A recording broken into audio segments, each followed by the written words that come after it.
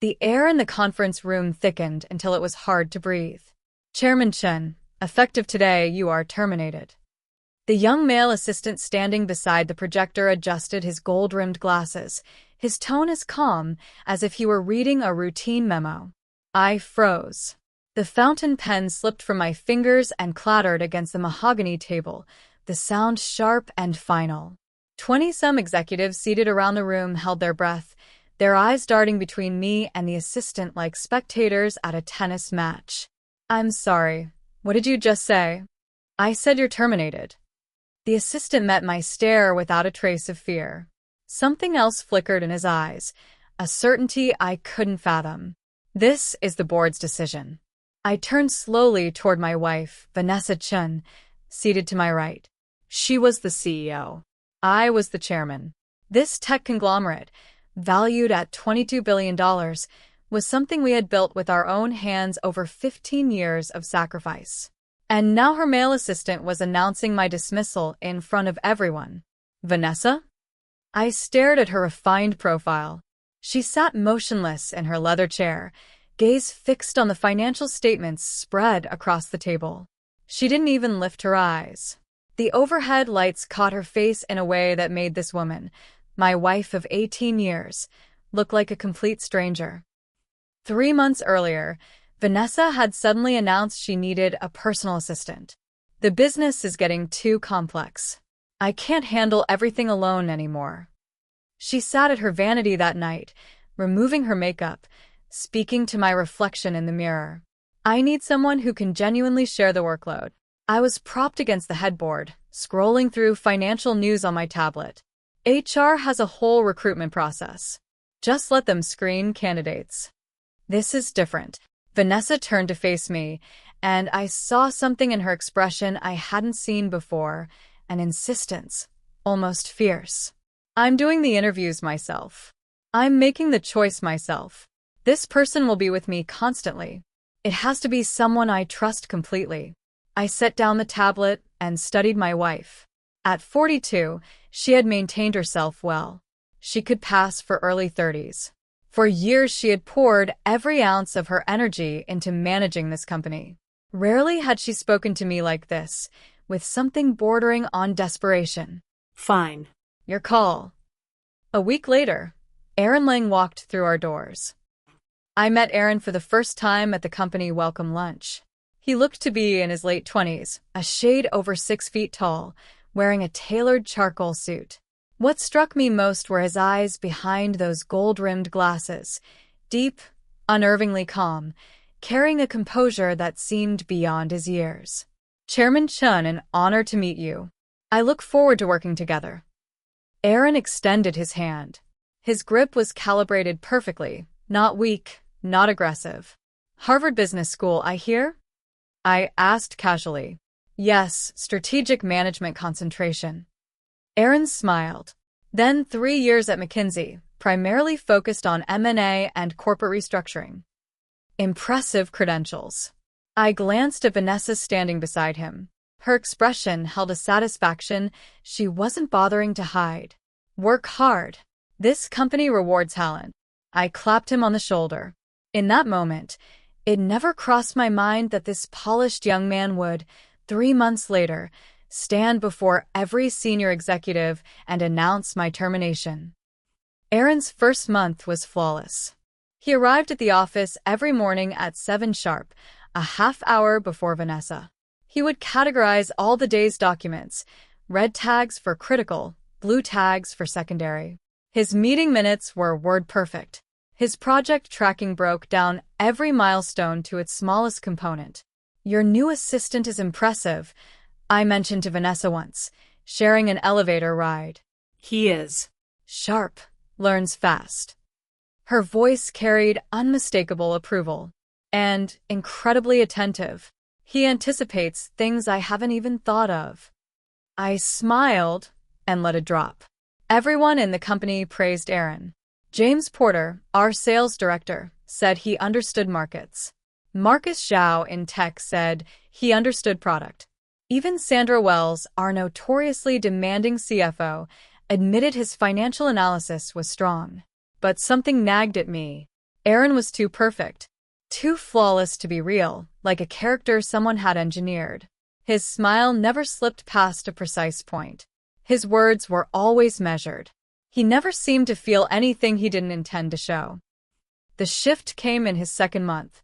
I decided on impulse to visit Vanessa's office about an urgent project. When I pushed open the door, I found her and Aaron standing by the floor-to-ceiling windows, bodies angled close. Aaron held a document and was speaking in a low voice. They both turned at the sound of the door. Vanessa's expression flickered, panic, just for a heartbeat, then smoothed back to composure. "What is it?" she asked. "Sunward Group wants to move up the signing. I need to confirm terms with you." I walked in, my gaze traveling between them. "Aaron, give us the room," Vanessa said. Aaron nodded, gathered his folders, and walked past me. I caught the scent of cologne, something expensive, subtle. "What were you reviewing?" I asked after he had gone. "Just routine financial reports." Vanessa settled behind her desk. "The Sunward contract. Let me see it." She took the folder and began paging through it with concentration. I stood across from her, but I couldn't focus. The image kept replaying in my mind, how close they had stood, how low his voice had been, how flustered she had looked. "David, are you listening?" Vanessa looked up, puzzled. "Nothing." I shook off the thoughts. "If the contract checks out, let's sign." Over the following weeks, I began watching them. Their coordination was seamless. A single glance from Vanessa, and Aaron understood exactly what she needed. In meetings, he always sat to her right, ready with whatever document she required before she asked. Business trips ran with precision down to the minute. Aaron arranged everything, but all of it fell within professional bounds. I could find nothing improper. Until the night I came home after 10, exhausted, and found the lights still on.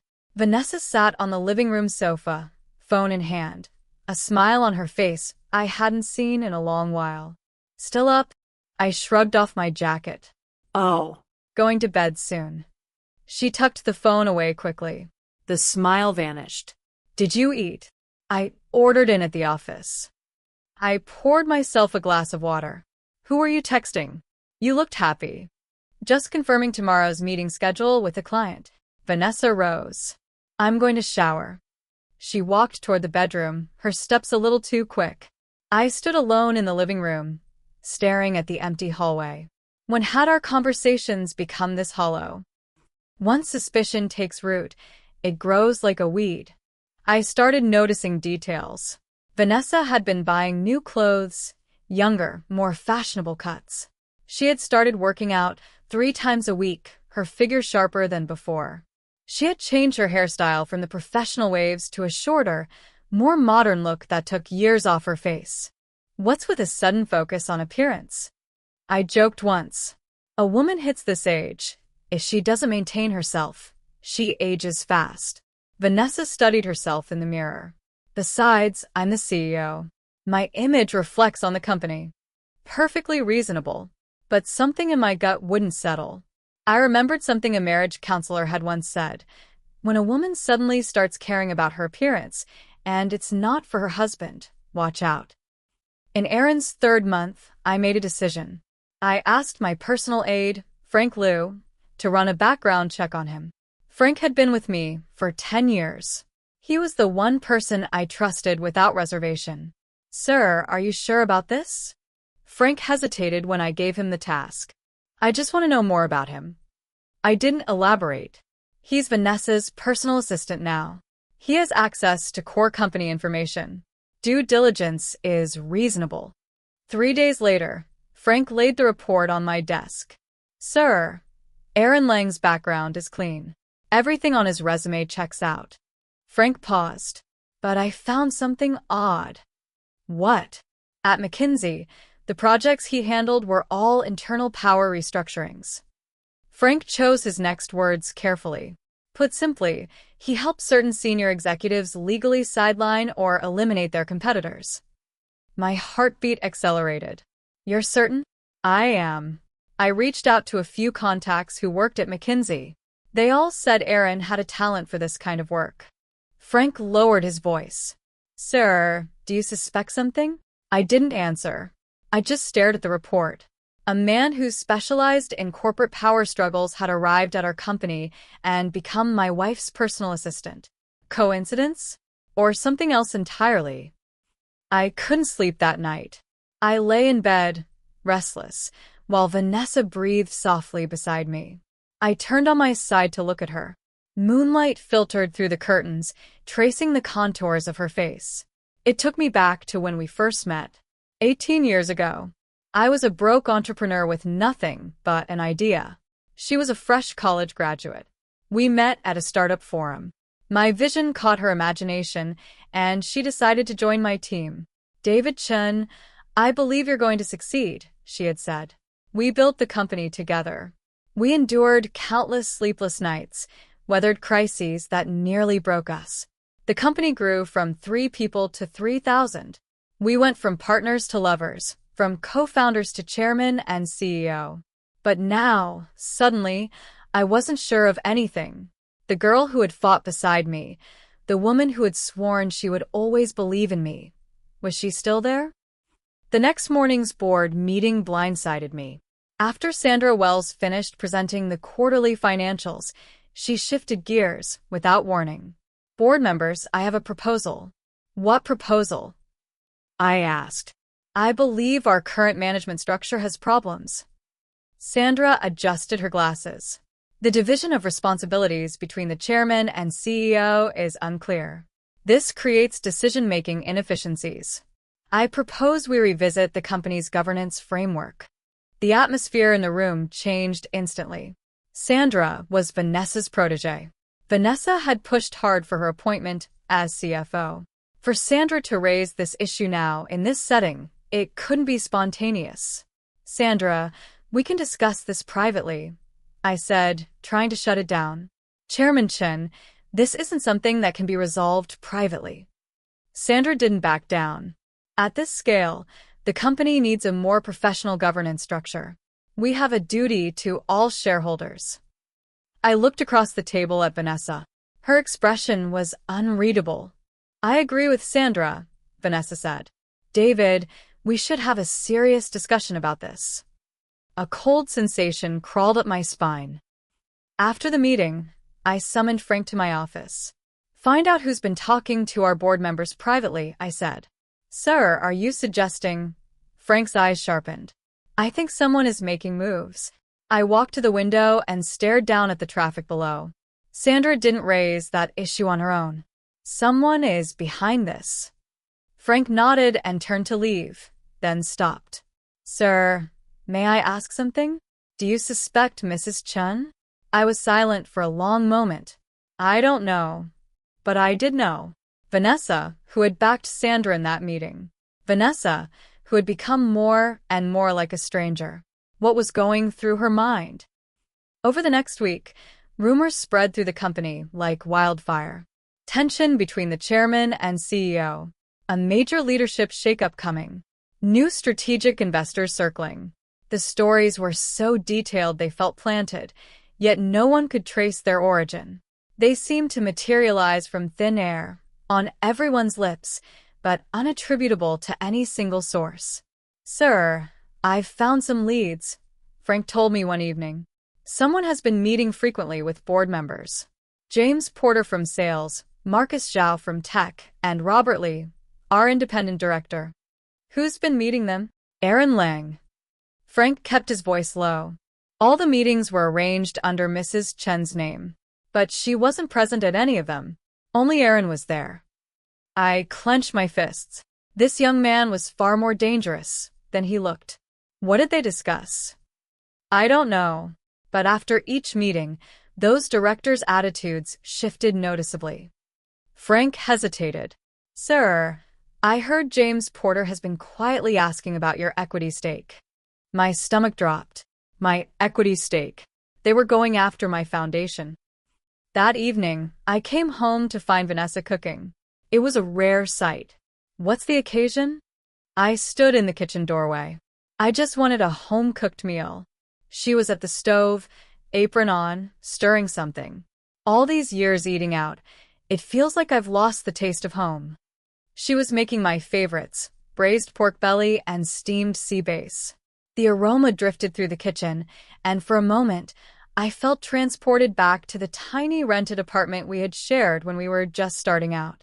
At dinner, she placed a piece of pork in my bowl. Try it. Tell me if I've lost my touch. Tastes the same as always. I chewed, but I couldn't taste a thing. David. Vanessa set down her chopsticks and looked at me with sudden seriousness. Let's talk. My chest tightened. About what? About the company's future. Her voice was steady. The company has grown to a point where adjustments are necessary. The board's opinions, I think we should consider them. You're saying we should restructure our roles? I held her gaze. Vanessa, what exactly do you mean? I don't mean anything bad. I just think we should be more professional. She looked away. You know how major corporations operate now. Professional management. Founders stepping back from day-to-day operations. Let experts run things. So, you want me to step back? My voice rose despite myself. It's not stepping back. It's defining roles clearly. Vanessa remained calm. You're the chairman. You focus on strategic direction. I'm the CEO. I handle operations. Clearer division of labor, better efficiency. Is this your idea? Or Aaron's? I asked the question outright. Vanessa's face changed. What is that supposed to mean? It means you've changed so much lately. I stood up. Vanessa, we've known each other for 18 years. I know you too well. These words don't sound like yours. People change. She rose as well. The person I was 18 years ago and the person I am now are obviously different. We faced each other, the air crackling. I was the one who stepped back, retreating into the study and closing the door harder than I meant to. Late that night, I sat in the study, pulling up the company's equity structure on my computer. Vanessa and I each held 30%. The remaining 40% was scattered among other shareholders. In theory, as long as we were aligned, we controlled everything. But what if Vanessa was no longer on my side? I couldn't finish the thought. My phone buzzed. Unknown number. Hello. Chairman Chen, sorry to disturb you. A man's voice, unfamiliar. This is Robert Lee. There's something I need to discuss with you. Robert Lee was our independent director, one of the first outside investors we had brought in. Respected in the industry. A man of integrity who typically stayed out of internal politics. Robert, it's late. 11 o'clock. What's going on? Chairman Chen, there are troubling currents in the company. Robert's voice was grave. I felt I should warn you. What kind of currents? Someone has been privately approaching shareholders, trying to gather support. Robert paused. Aaron Lang came to see me a few days ago. He said he was representing Mrs. Chun and wanted to discuss governance restructuring.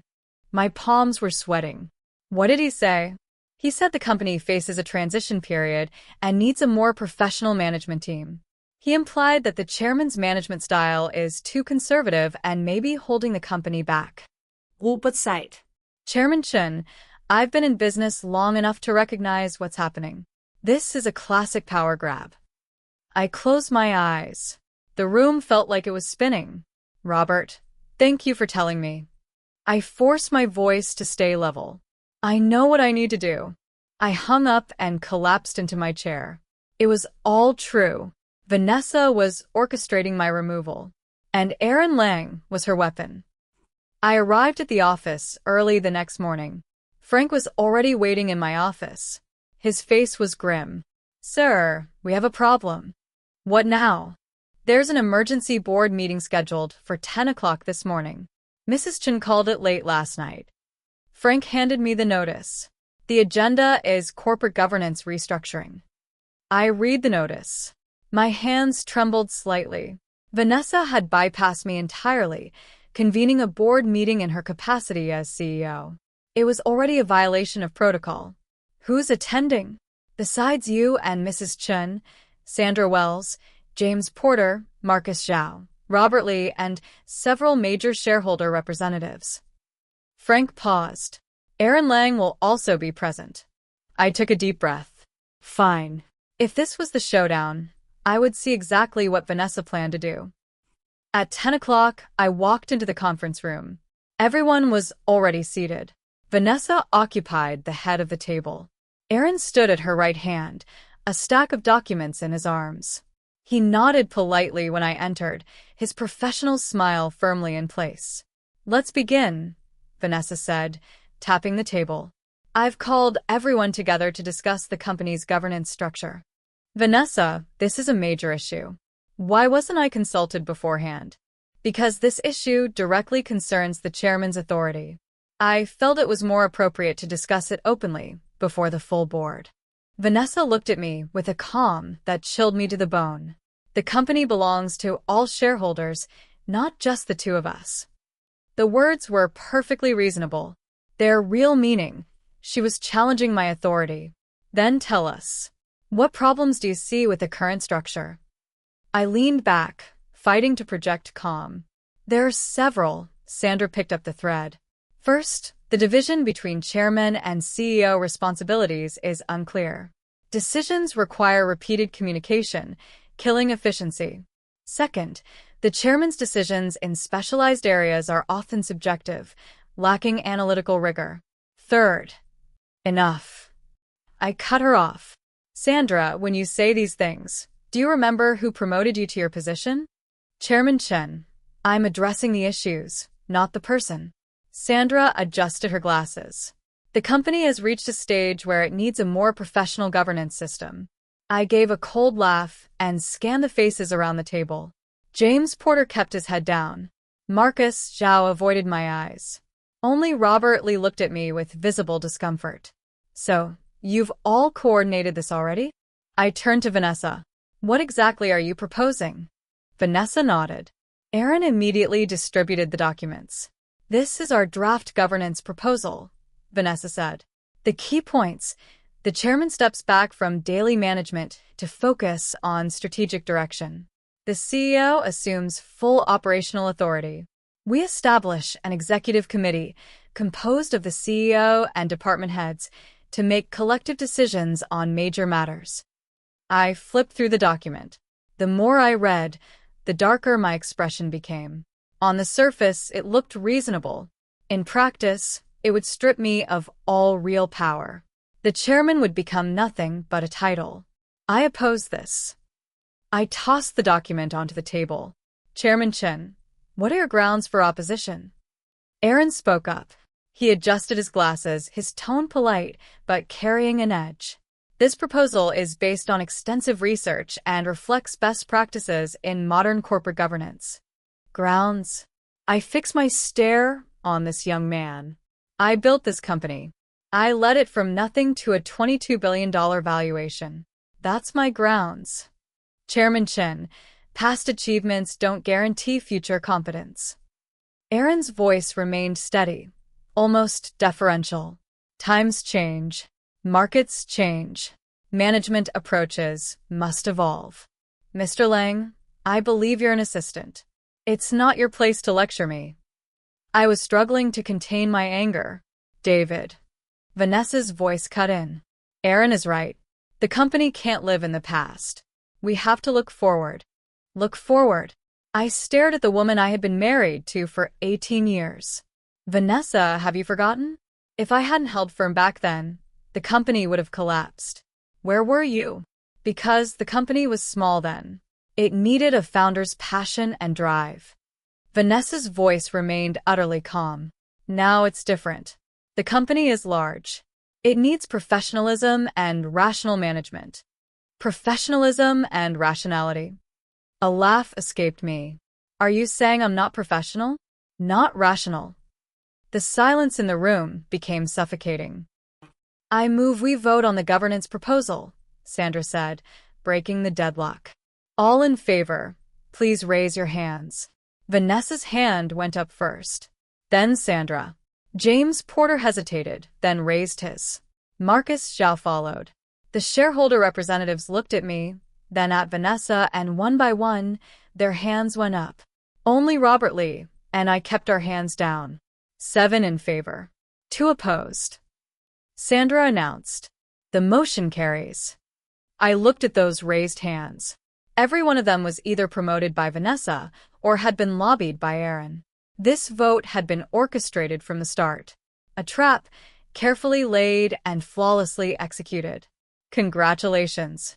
I stood up. But don't forget, I'm still the largest shareholder. I can exercise my shareholder rights to overturn this. Chairman Chun, you're correct. Aaron spoke again, still calm. But according to the company charter, overturning a board resolution requires a 2/3 majority at the shareholder level. I froze. He was right. I held 30%. Not nearly enough. So, you calculated all of this in advance? I turned to Vanessa. She didn't answer. She just looked at me with that expression I couldn't read, distant, yet somehow familiar. It reminded me of something. Then it hit me. 18 years ago, the first time we met, she had looked at me with admiration and trust. Now her eyes held only coldness and distance. This meeting is adjourned. Vanessa rose and walked out first. The others filed out. Only Robert Lee and I remained. Chairman Chun, I'm sorry. Robert put a hand on my shoulder. But this was a sophisticated play. Anyone would have struggled against it. I shook my head with a bitter smile and said nothing. Walking out of the conference room, I saw Aaron at the end of the hallway on the phone. His expression was relaxed. He even laughed at something. I walked toward him. He saw me coming and ended the call. Chairman Chen.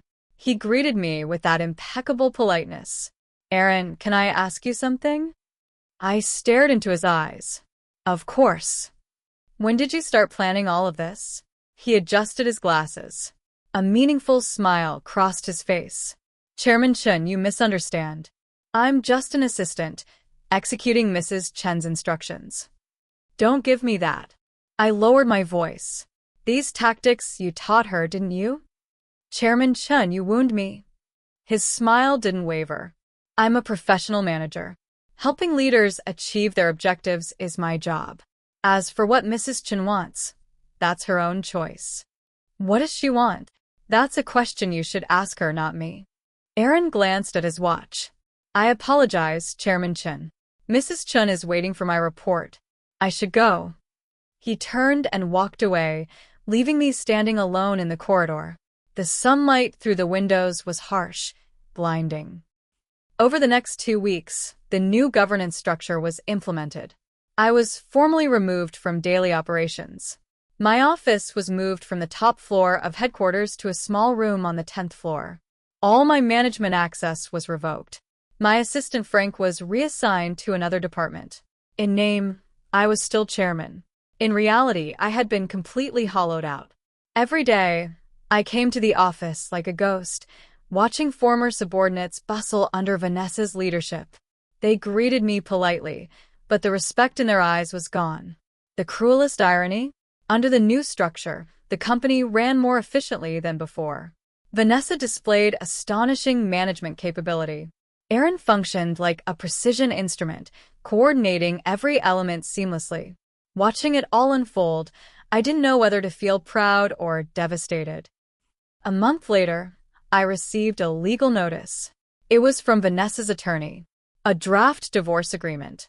I was sitting in my office drinking tea when I opened the document. The cup slipped from my hand and shattered on the floor. So this was her endgame. Sidelining me as chairman was only the first step. Divorce was the second. After the divorce, she could legally claim a portion of my equity. Then, through various mechanisms, she would achieve full control of the company. The depth of her strategy took my breath away. I sat in that cramped office, staring out at the city's skyline. 18 years in this city. I had built a $22 billion company, married a beautiful woman, convinced myself I had everything. Now I had nothing. The company wasn't mine. My wife wasn't mine. My phone buzzed. Unknown number. Hello.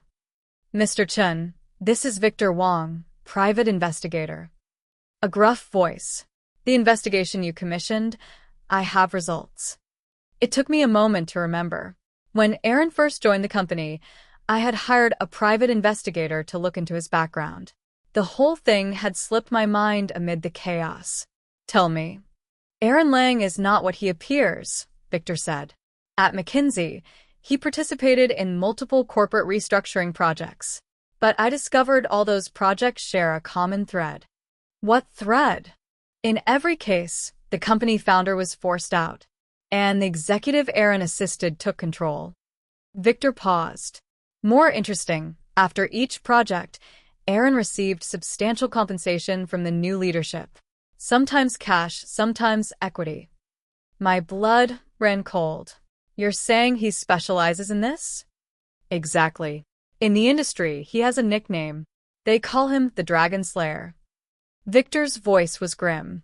He helps corporate executives eliminate founders. Or more accurately, eliminate anyone standing in their way. I closed my eyes. The pieces clicked together with sickening clarity. Aaron joins the company, gets close to Vanessa, earns her trust, begins orchestrating my removal. Every step precisely calculated. Every move watertight. Victor, keep digging. I want everything. His background, how he met my wife, the nature of their relationship. Understood. But Mr. Chun, this kind of investigation takes time. And Victor hesitated. It may uncover things you'd rather not know. I don't care. I want the truth, whatever it is. I didn't go home that night. I drove to a small bar on the outskirts of the city. Vanessa and I used to come here in the early days when money was tight. We'd drink cheap beer and talk about our dreams. The owner was the same, just grayer. Mr. Chen. Long time no see. He recognized me immediately. The usual? Yeah. The usual. He brought me a pitcher of beer and a bowl of peanuts. I sat in our old corner, drinking alone. Just you tonight? Mrs. Chen not with you. The owner wiped down a nearby table. She's busy. I forced a smile. You two were inseparable back then. Always here, always together. Now you're big shots, and we never see you. He shook his head fondly. But I see the news. Company's doing great. Happy for you both. I said nothing. I just kept drinking. Half drunk, my phone rang. Vanessa, where are you? She sounded worried. Out. Having a drink. It's late. Why aren't you home? Do I still have a home? The bitterness escaped before I could stop it. You sent the divorce papers, Vanessa. Do we still have a home? Silence on the line. David, let's talk. Tell me where you are. I'll come. I gave her the address and ordered another pitcher. Half an hour later, Vanessa walked into the bar. She wore a simple white t-shirt and jeans, her hair pulled back in a casual ponytail. She looked years younger than the corporate executive I'd been confronting across boardroom tables. She sat down across from me and frowned at the empty glasses. How much have you had? Not enough to be drunk. Still lucid. I poured myself another. Want one? Like old times. She shook her head. David, let's talk properly. About what? The divorce? Or the way you've systematically pushed me out of my own company? I'm not trying to push you out. Her voice was quiet. I just think we need to redefine things. Redefine? I laughed bitterly. Let's be honest.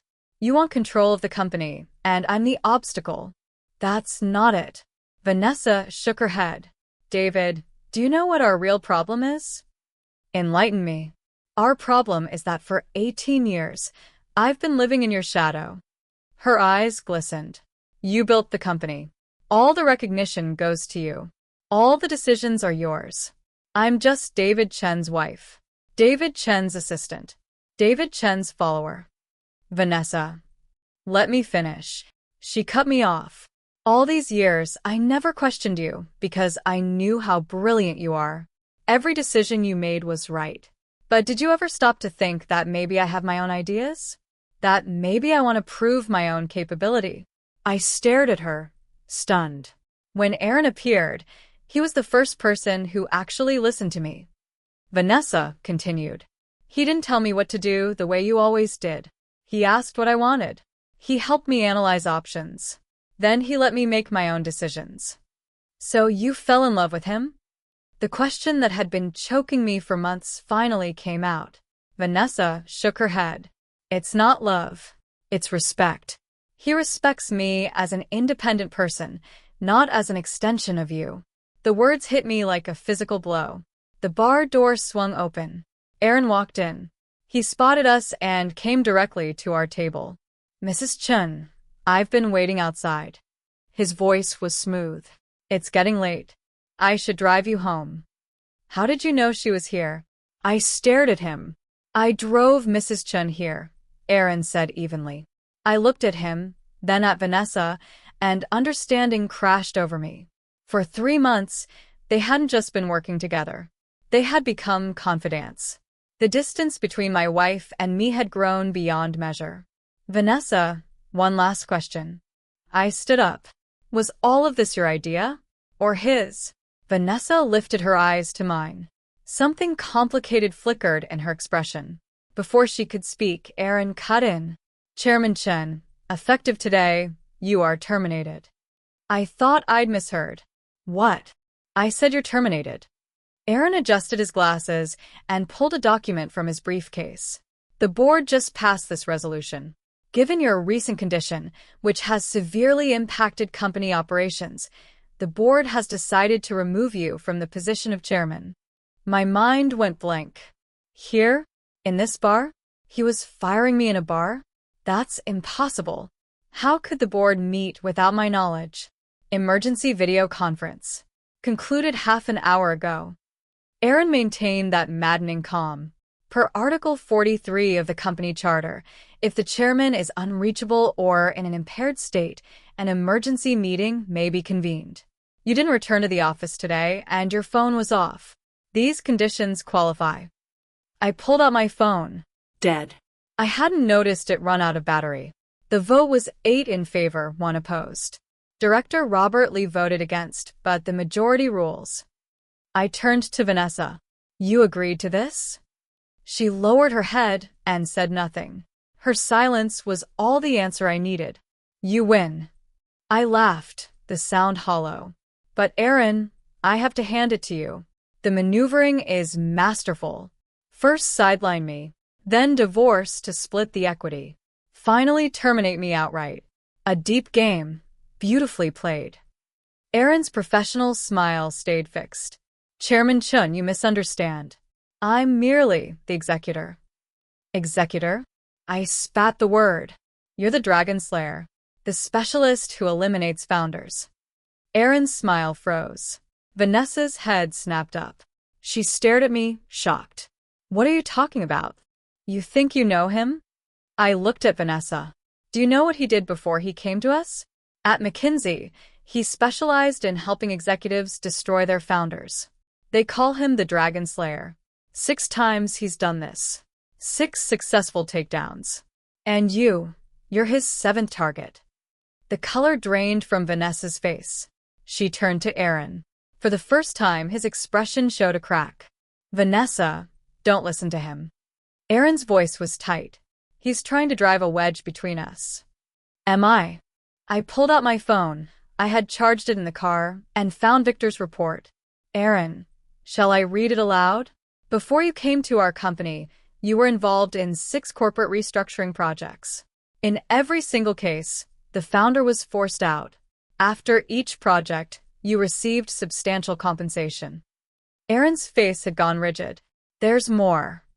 I kept going. You didn't meet Vanessa by chance. Someone sent you. That someone is Marcus Zhou, CEO of Titan Group, our biggest competitor. He wants to absorb our company.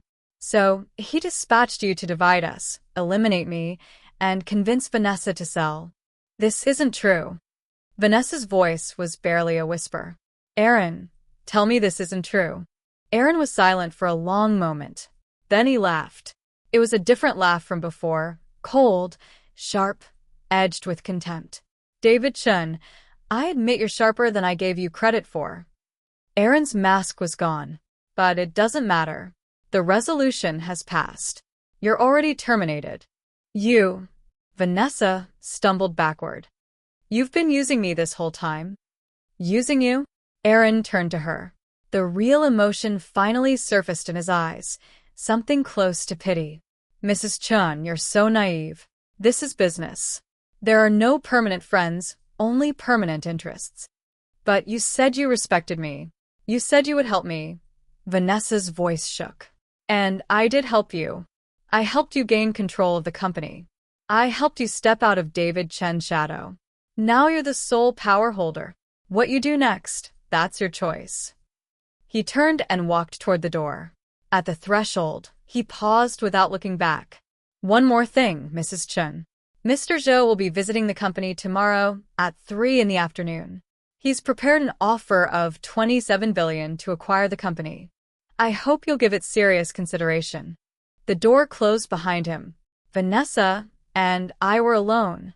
She collapsed into a chair, face buried in her hands, shoulders trembling. She was crying. I didn't move to comfort her. Now you understand? I said quietly. You thought you were escaping my shadow. You just walked from one cage into another. Vanessa lowered her hands. Tears had wrecked her makeup. David, I'm sorry. I was wrong. What good is sorry? You made your choices. Now live with the consequences. I turned to leave. At the door, her voice stopped me. David, will you help me? I didn't turn around. Why should I? You just fired me. Because we built this company together. Her voice cracked with desperation. I can't let it fall into someone else's hands. I turned back. This woman, who had been so proud, looked utterly broken. Vanessa, here's your choice. Cancel tomorrow's meeting. Convene an emergency board session. Reverse the termination resolution.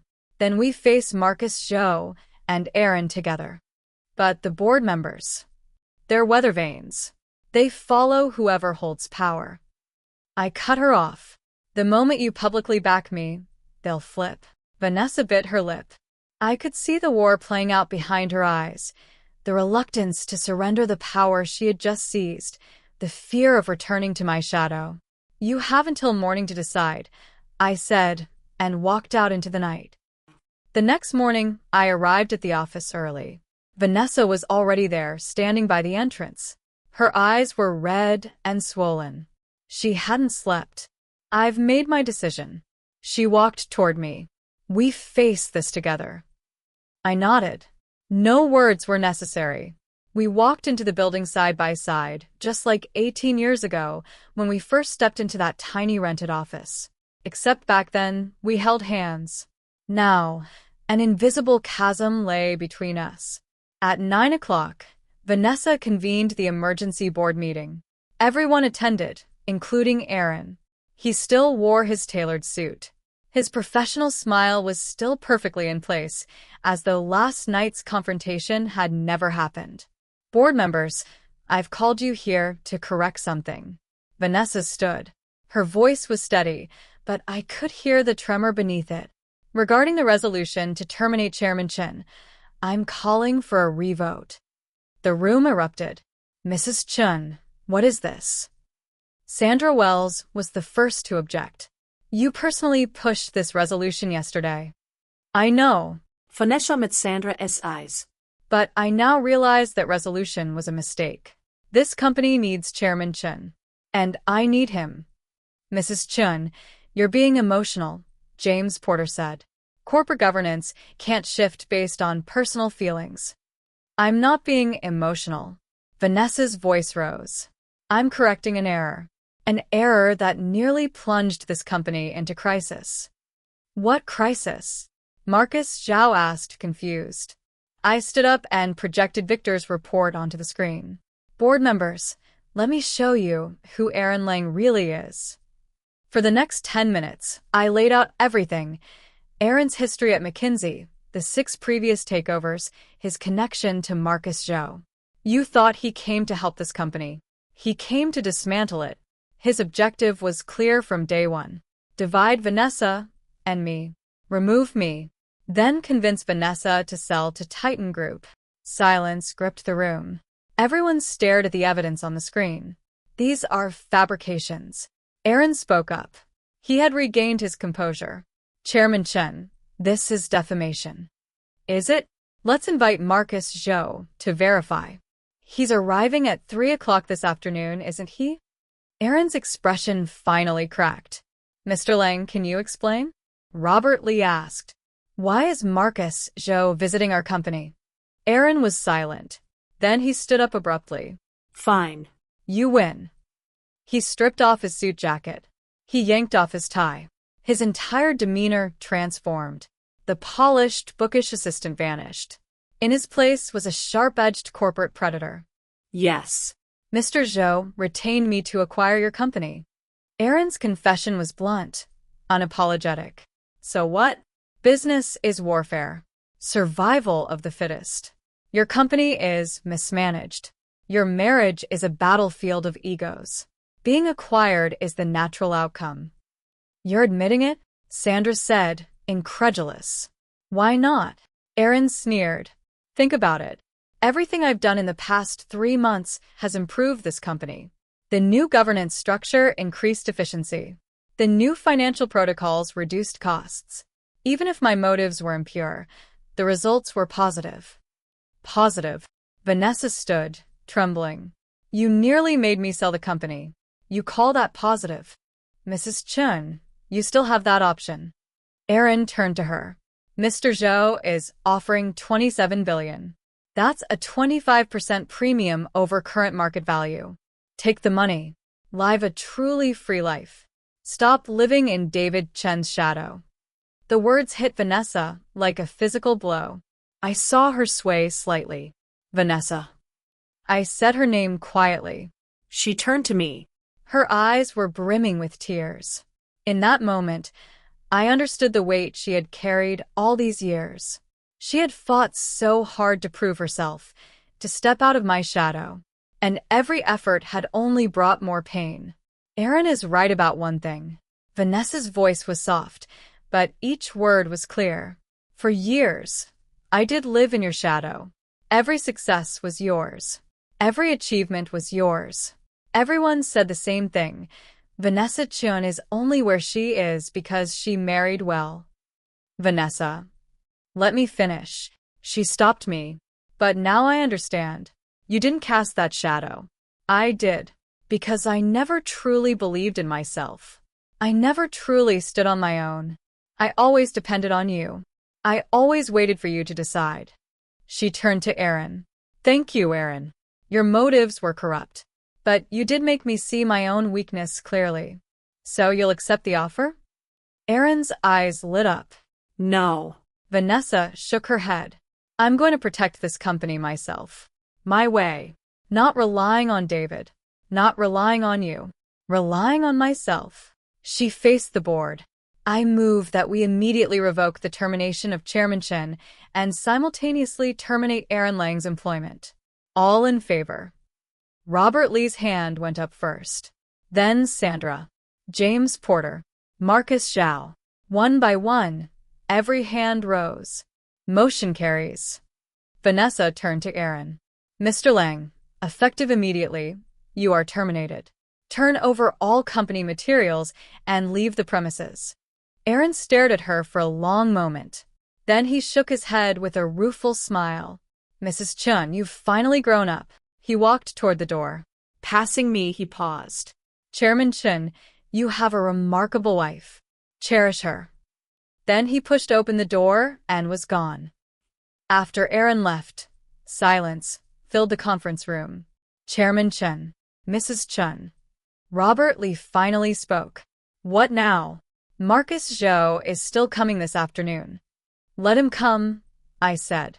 He wants to discuss acquisition. We'll discuss. Discuss what? Sandra asked. He's clearly here to exploit our weakness. Then let him learn our fire hasn't gone out. Vanessa's voice had regained its edge. Assemble all senior management. I'm calling a strategy session. Over the next few hours, Vanessa unleashed an astonishing display of energy.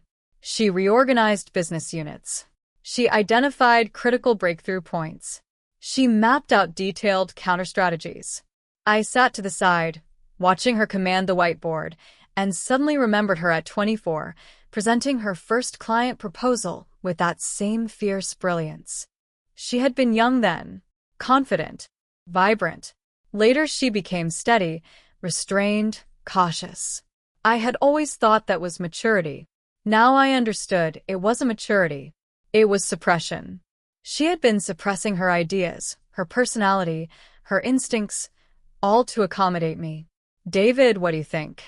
Vanessa asked after finishing her presentation. "It's excellent." I meant it.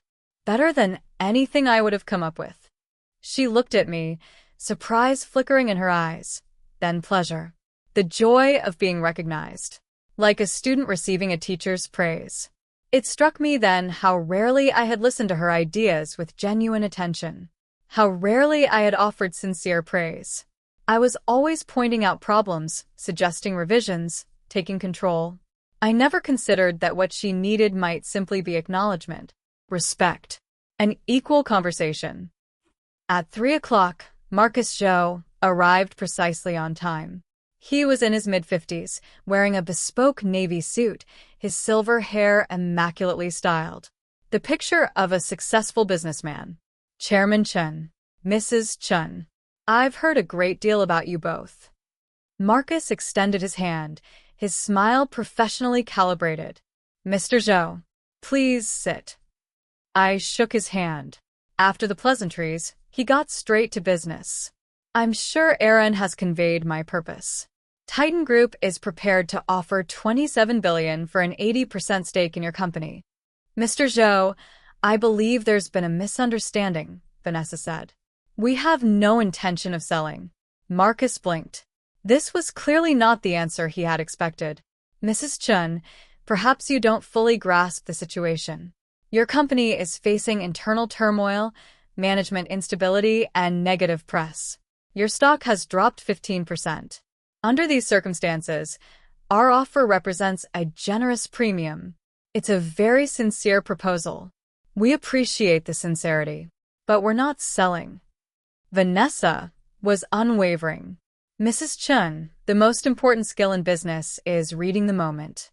This is your optimal exit window. If you miss it, you may never see a price this good again." "Mr. Zhou, we're not selling at any price." This time I spoke. "That's our final position." Marcus studied us for a moment. Then he smiled. "I see. Aaron failed. Since you know, let's dispense with pretense. You sent Aaron to divide us, to soften the company for acquisition. Clever play. Unfortunately, you miscalculated." "Did I?" Marcus took an unhurried sip of tea. "Chairman Chen, you're celebrating too early. Aaron was my plan A. Plan A may have failed, but I always have a plan B." "What does that mean?" Vanessa's voice sharpened. "It means if you won't sell willingly, I'll acquire the company through other means." Marcus stood and adjusted his jacket. "Ladies and gentlemen, we'll see how this plays out." He turned and walked out, leaving us staring at each other. 3 days after Marcus Zhou's visit, the attacks began. Several major clients suddenly notified us they were terminating contracts, citing concerns about management stability. Then our banks tightened credit and demanded early loan repayments. Suppliers appeared with overdue invoices, threatening to halt deliveries. All of it happened simultaneously. The coordination was unmistakable. "It's Marcus Zhou," Vanessa said, pale-faced in her office. "He's applying pressure to force our hand. He wants to push us to the brink, then acquire us at a distressed price." I nodded grimly. Standard hostile takeover tactic. "Then what do we do?" Vanessa looked at me. For the first time, I saw helplessness in her eyes. I thought for a long moment. Then something clicked. "Vanessa, remember when we first started?" "What?" "We faced a similar crisis back then. How did we get through it?" She paused. Her eyes slowly brightened. "We went to the clients. One by one. We won them over with sincerity." "Exactly. We do the same now." "We split up. I'll handle the banks and suppliers. You handle the clients. We tell them the truth about the company. We ask for their understanding and support. But Vanessa hesitated. We're not that small startup anymore. These are major corporations. Will they even listen? We try. Beats waiting to die. For the next week, Vanessa and I threw ourselves into a grueling campaign. I met with 3 or 4 banks and suppliers every day, explaining, negotiating, pleading. Some were willing to give us time. Some refused to meet at all. Some subjected me to cold mockery. The hardest was the meeting with Metrobank's president. Metrobank was our largest creditor, with outstanding loans exceeding $2 billion. If they demanded immediate repayment, our cash flow would collapse overnight. Chairman Chen, it's not that I don't want to help. President Lawrence, Wang sighed. Headquarters is pressuring us to tighten lending to your company. Lawrence, our financials are solid. You've seen the statements. We're fully capable of repayment. We just need time to handle these temporary disruptions. I know, but... Lawrence hesitated. But what? Someone has been lobbying at the headquarters level. They're painting your company as internally chaotic and on the verge of collapse. Lawrence lowered his voice. Chairman Chen, you've made an enemy. Marcus Zhou, working every angle. Lawrence, we've known each other for years. You know my character. Give me 2 months.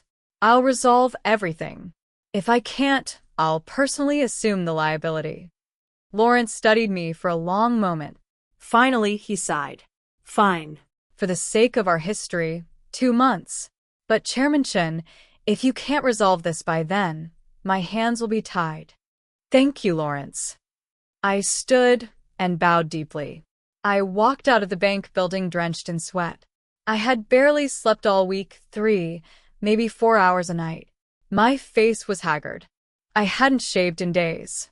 But when I checked my phone and saw Vanessa's message, she had stabilized 2 of our major clients. I smiled.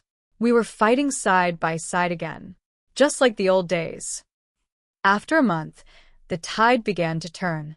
Through relentless effort, most clients agreed to maintain their contracts. The banks consented to extend repayment deadlines. Suppliers resumed normal deliveries. Day by day, the company's operations stabilized. The stock price crept upward. More importantly, something between Vanessa and me was shifting. Every night, we held strategy sessions together, discussing the day's problems and brainstorming solutions. I no longer dictated what she should do. I listened to her ideas. We debated as equals. One night, we argued until midnight over a client proposal. I think we should cut the price by 10%. That's the only way to keep them, Vanessa said. But that hurts margins and could trigger a chain reaction with other clients. I suggest holding the price, but adding value-added services. We went back and forth. Finally, Vanessa said, what if we both test our approaches and see which works better? How? We have 2 similar clients. You pitch your approach to one. I pitch mine to the other. Her eyes sparkled with the competitive fire I remembered from years ago, like when we used to run sales together. I laughed. Deal. Both approaches succeeded, each with distinct advantages. After that, we adopted this method for many decisions. Instead of arguing over who was right, we tested different strategies and learned from the outcomes. Just as the company was emerging from crisis, Aaron Lang reappeared. I was in my office processing paperwork when my assistant announced a visitor. I looked up. Aaron stood in the doorway. He wasn't wearing a suit, just a plain t-shirt and jeans. He looked younger.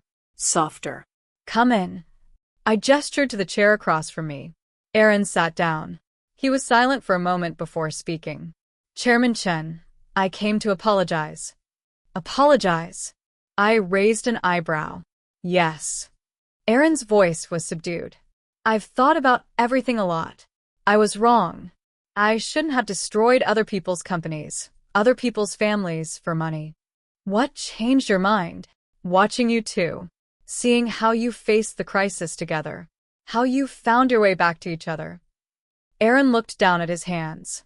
It reminded me of my parents. They built a business together too. Eventually, The conflicts tore them apart. If they had been able to do what you did, maybe things would have ended differently. I said nothing. I'm not telling you this to ask for forgiveness. Aaron stood. I just wanted you to know, you're doing it right. Treasure each other. Treasure what you've built together. He turned and walked out. That night, I told Vanessa about Aaron's visit. She listened in silence. What are you thinking? I asked. I'm thinking, if we had recognized our problems earlier, maybe none of this would have happened. There's no if. What matters is we understand now. Vanessa looked at me. Her eyes glistened. David, thank you. For what? For being willing to start over. For listening to my ideas. For letting me become your real partner, not just your shadow.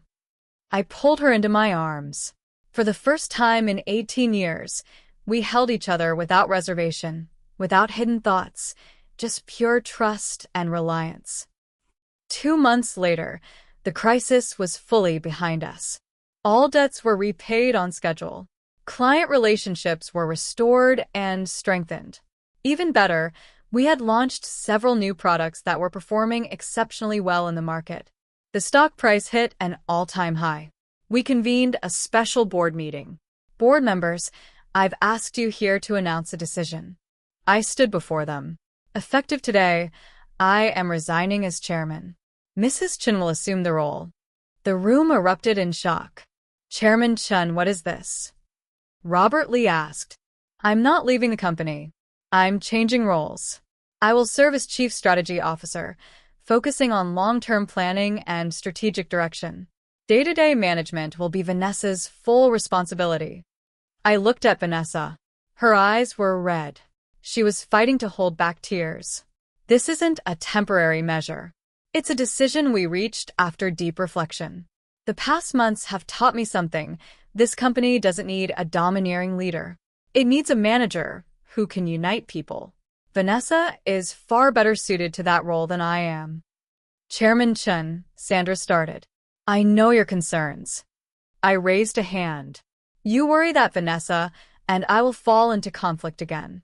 I can assure you that won't happen, because we've learned how to speak to each other as equals, how to respect each other's choices.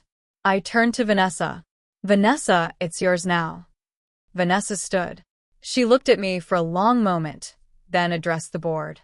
Thank you for your trust. I will do my best to lead this company forward. But I want to say, this isn't my achievement alone. It's the result of all our efforts. Going forward, I hope we can achieve true shared governance, where every voice is heard. The vote was unanimous. That night, Vanessa and I went back to the bar on the outskirts of the city. Same owner, same corner, same cheap beer and peanuts.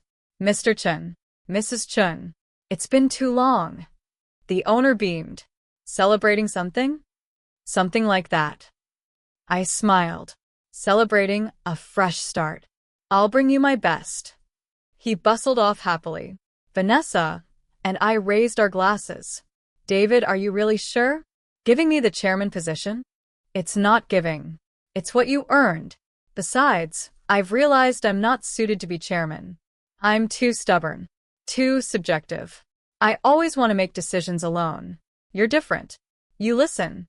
You coordinate. You bring people together. But, no buts. I cut her off gently. Vanessa, for years I believed I needed to protect you, to shield you from storms.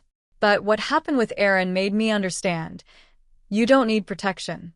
You need a partner who fights beside you. Vanessa's eyes welled up. David, let's start over. Not as husband and wife starting over, as partners starting over. We built this company together. We should protect it together. Grow it together. No more hierarchy. True equality. Okay. Vanessa nodded. Tears spilled down her cheeks. We start over. We talked for hours that night, about the brutal early years, about the struggles and triumphs, about the future we still wanted to build. Like we had 18 years ago, no filters, no walls, just honest words and honest laughter. When we finally left, it was deep into the night. We walked hand in hand down the quiet street, just like the old days. Moonlight fell on us. Our shadows stretched across the pavement, side by side. Indistinguishable. 6 months later, at the annual shareholder meeting, Vanessa was formally confirmed as chairman and CEO. I assumed the role of chief strategy officer. Under the new structure, the company flourished. Vanessa displayed extraordinary leadership, not just management skill, but genuine strategic vision. She expanded into new business sectors. The company's valuation crossed $35 billion. As for me, freed from daily operational burdens, I had time to think deeply about the company's long-term direction. My partnership with Vanessa grew more seamless by the day. She executed. I planned. We complemented each other perfectly. More importantly, our marriage found new life.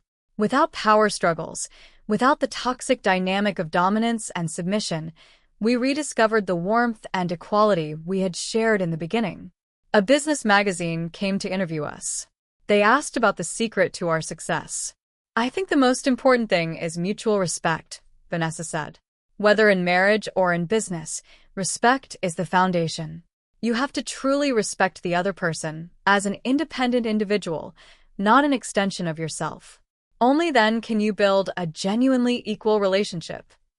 I agree. I nodded. Many founder couples eventually split. It's not a capability problem. It's a relationship pattern problem. Too often, we default to dominance and submission. We forget why we came together in the first place. How did you find your way back to balance? The journalist asked. Vanessa and I exchanged a glance. We both smiled. We went through a crisis that nearly destroyed everything, Vanessa said. Sometimes you have to lose something to understand what truly matters. A year later, while cleaning out my office, I found an old photograph. 18 years ago, the day we founded the company. We looked so young, standing in that shabby little office, our faces bright with dreams and hope. I showed it to Vanessa. She took it from my hands, and her eyes grew wet. We were so innocent back then. We just wanted to build something great. We never imagined there would be so many storms. No. I shook my head, but those storms made us grow. They taught us what really matters. David, do you ever regret it? Giving me the chairman position? Never. Watching you lead this company forward, I feel nothing but pride. Besides, I'm better at what I do now. I'm not drowning in daily minutiae. I can focus on big-picture strategy. This is what I'm truly good at. Vanessa was quiet for a moment. Then she asked, "What about Aaron? Have you forgiven me?" I considered the question. Vanessa, I never blamed you. Aaron was a catalyst, but the real problem was between us. If our foundation had been solid, nothing he did could have shaken it. David. And in a strange way, I'm grateful to him. Without him, I might never have realized how much I had neglected you, disrespected you. I thought I was protecting you. I was actually suppressing you. Vanessa took my hand. We both made mistakes. I should have been braver, more honest. If I had spoken up instead of burying everything inside, maybe we would never have reached that point.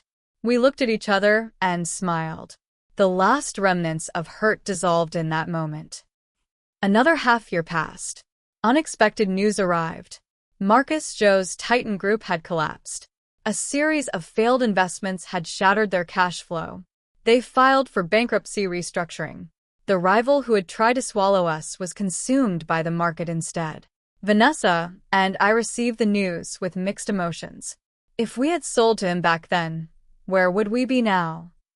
Maybe we'd be sitting on a pile of cash, living a leisurely retirement. I shrugged. Or maybe we'd regret it for the rest of our lives. Because this company, it's our child. The dream we built together. Yes. Vanessa leaned her head against my shoulder. Looking back, that time was so hard. But it was meaningful too. It made us see each other clearly again. It brought back the passion we had when we first started. There was a knock at the door. My assistant poked her head in. Someone here to see you both. It was Aaron Lang. He looked good, healthy, relaxed, wearing casual clothes. He carried a small bouquet of flowers. Chairman Chen. Mrs. Chen. He smiled. Sorry to drop in. I came to say goodbye. Goodbye? Vanessa asked. I'm leaving the country. I've been accepted into a master's program. Psychology. Aaron's smile turned slightly sheepish. I want to understand why I did the things I did. Why I kept hurting people. Psychology. I raised an eyebrow. Yes. I've spent a long time thinking about it. I think I became the Dragon Slayer because of things from my childhood. My parents were business partners. They destroyed each other with power struggles. Growing up watching that, I internalized the idea that business relationships are always zero-sum. Kill or be killed. But not anymore? Vanessa asked softly. No. Aaron looked at us. His eyes held a peace I hadn't seen before. Watching you two, I realized business partners can be true partners. They can support each other. Grow together. I never understood that was possible. He handed the flowers to Vanessa. Mrs. Chen, these are my apology. I know I've said it before, but I want to say it again. I'm deeply sorry. Vanessa accepted the flowers. Her eyes glistened. Aaron, I want to thank you too. Your methods were wrong, but you did make me see my own problems clearly. Aaron nodded. Then he turned to me. Chairman Chen, one last thing. You have a remarkable wife. Cherish her. I will. After Aaron left, Vanessa and I stood in silence. Do you think he'll find his answers? Vanessa asked. He will. Because he's started searching. Once you start searching, you eventually find answers. Just like we did. 2 years later, the company celebrated the 10th anniversary of its IPO. At the celebration, Vanessa and I stood together on stage, looking out at thousands of employees. 10 years ago, we rang the opening bell here. Vanessa's voice carried through the hall. Back then, we thought going public was the finish line. Now I understand it was only the starting point. The real achievement isn't the listing. It's what we learned along the way. How much we grew. She paused, then turned to me. In these 10 years, this company has weathered many storms. Peaks and valleys. Success and failure. Laughter and tears. But what I'm most grateful for is that we faced it all together. The applause was thunderous. I want to share a story with all of you. Vanessa continued. 2 years ago, this company almost fell into hostile hands. David and I almost lost each other. I thought I wanted power, independence, freedom from his shadow. But after everything, I discovered what I really wanted. I didn't want to surpass him.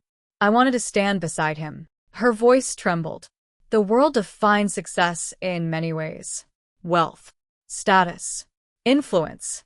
But for me, real success is finding a partner who fights beside you, building something together, growing together, facing every storm together. More applause, louder this time. Then it was my turn. I walked to the podium and looked at all those familiar faces. I want to tell you all something. 2 years ago, I made a mistake. A mistake that nearly destroyed everything. I thought I was the leader, the helmsman, that every decision should be mine. I ignored Vanessa's ideas. I ignored the team's voices. I even ignored my own original purpose. I paused to steady myself. What happened next taught me something fundamental. True leadership isn't about controlling others. It's about empowering them. It's not about dominating everything.